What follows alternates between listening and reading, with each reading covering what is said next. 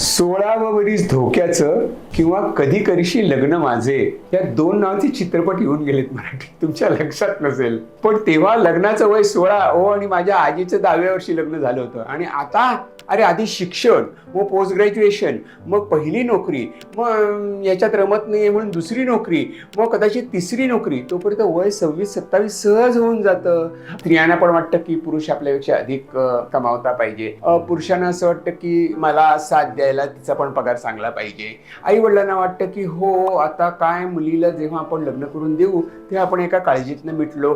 आणि सासू सासऱ्यांना वाटतं कशी असेल मुलगी कोण जाणे, कसा असेल आपला जावई कोण जाणे. त्यामुळे कुटुंबाचा लग्न जमण्यात आणि न जमण्यात फारच मोठा वाटा असतो. त्यामुळे सगळ्यांनी एकमेकांशी संवाद केला पाहिजे. मला जोडीदार हवाय आणि तो मला माझ्या मनासारखा हवाय, काय हरकत आहे बोलायला. मग टेन्शन येत नाही ना, सोपं होतं.